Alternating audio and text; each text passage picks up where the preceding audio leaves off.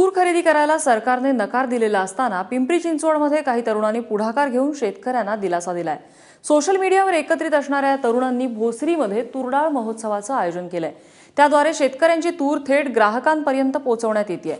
महत्त्वाचं म्हणजे सरकारने हमी दिलेल्या 5050 रुपये दरानंच ही तूर खरेदी केली गेली आहे। ना नफा ना तोटा या पद्धतीनुसार सुरू झालेल्या महोत्सवाला लोकही चांगला प्रतिसाद देत आहेत।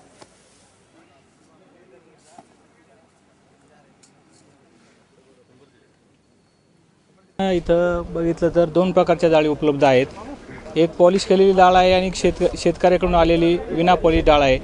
पण मी ती चव घेतली आता। विना पॉलिश जी जात्यावरची डाळ आहे ती खूप म्हणजे खाण्याला चव वेगळीच आहे तिची, आणि ॲक्च्युली तयार केल्यानंतर तिची चव वेगळीच असणार आहे। आणि शेतकऱ्यांना का मोबदला मिळू नये त्याच्या कष्टाचा, तर आम्ही ती डाळ घेण्यासाठी पसंती देणार आहे, विना पॉलिश जात्यावरची डाळ।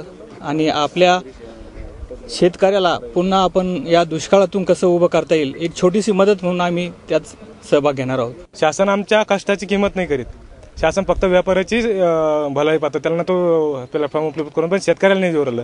आज शेतकरी सन्मान परिषद सारख्या संघटनेने पुण्यामध्ये आम्हाला ही संधी उपलब्ध करून दिली की शेतकऱ्याचा माल डायरेक्ट ग्राहकांनी विकून द्यावा, म्हणून ही त्यांनी संधी उपलब्ध करून दिली। त्यांचे खूप आभार आहे की आमचा माल ते विकून देण्यासाठी त्यांनी हे उपलब्ध करून दिलं। आज शासन जे निर्णय घेत आहे किंवा पुणकर साहेब विदेशात गेले काय दौरा करायला, काय अभ्यास करायला शेतीविषयी, कुठला शेतीविषयी अभ्यास करताय आणि काय निर्णय घेताय हे तर याची आम्हाला कल्पना नाही। पण कमीत कमी आमच्या मालाला विक्री होईल असं तर काही प्लॅटफॉर्म उपलब्ध करून द्या, नका आमच्या मालाला तुम्ही हे करू।